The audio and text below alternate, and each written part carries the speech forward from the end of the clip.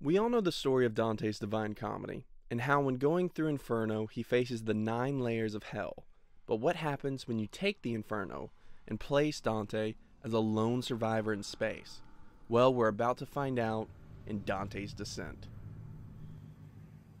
Warning lights flash in a spaceship's cabin. A man looks down holding a picture with a name written across it, Beatrice. We look and can see the remainder of the ship, Charon, on fire as it heads on a collision course to a planet. Over the ship's intercom, the impact begins to count down. 1. A man in a spacesuit buckles himself. 2. Finally, we see Dante looking ahead, ready for the crash. 3. Laying in the wreckage of the Charon, he gasps as he wakes up. The ship's AI, Virgil, is heard through his headset. "Good morning, Flight Specialist Dante." Dante asks Virgil if there's any survivors of the crash, and Virgil tells Dante that there's a single escape pod left 4 miles away with a planetary base 2 more miles. Dante responds by telling Virgil to set his HUD for the pod. Coming up to a cave, Dante calls out to Virgil, "Virgil, lights." As Dante makes his way through the cave system, Dante questions if Virgil really knows the path, to which Virgil gives him the grim fact that although the planet has been surveyed, most of the expeditions have led to death, including Dante's now fallen crew. And as Dante emerges from the caves, he sees a raindrop fall. Then, crack! Lightning strikes through the sky. As it floods rain, Dante runs back but trips over a rock, falling face first in mud.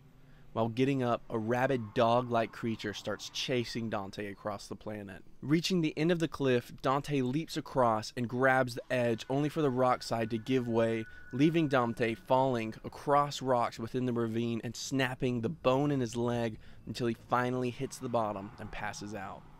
As Dante sleeps, he dreams back to his days of training, where he would spar with other space cadets. One of his friends, Farinata, approaches him after his fight and comments on how no matter what, Dante always gets up. This morphs with the sound of Virgil waking up Dante as he screams in pain. He pulls out a brace and screams again as he inserts it into his broken leg. But as the pain goes away, he once again rises and begins walking to the escape pod. Finally spotting it in the distance, Dante rushes to the pod, seeing that it is now on fire. Ignoring Virgil's warning, Dante converts his oxygen to CO2 and extinguishes the fire, leaving him now the remaining survivor of the Charon. Walking through the planet, Dante's oxygen levels grow lower and lower, but then he sees his grim saving grace.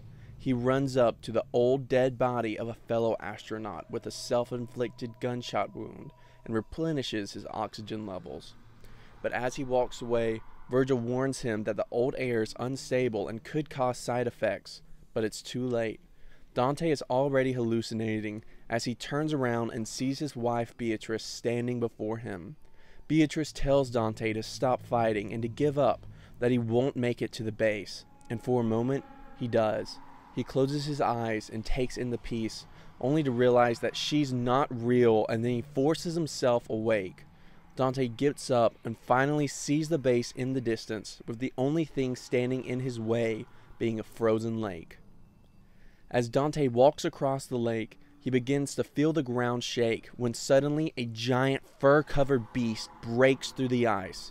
He tries to run away, but the monster grabs his arms and bites deep into it. With his arms still in its mouth, Dante pulls out a knife and jumps onto the creature, stabbing it. But it only makes the beast angrier as it begins to pull his arm from his body, ripping the flesh apart. Dante screams and wildly stabs, sending the knife into the monster's eye. It runs away in pain, dropping Dante into the cold water under the ice.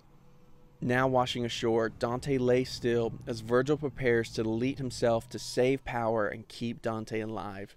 And just as he begins to pass out from the cold, Virgil gives out one last goodbye. A slow beeping is heard. Dante, now laying in a hospital bed, slowly wakes up. He sits up and walks to a window, looking out across the skyline across the Haven base.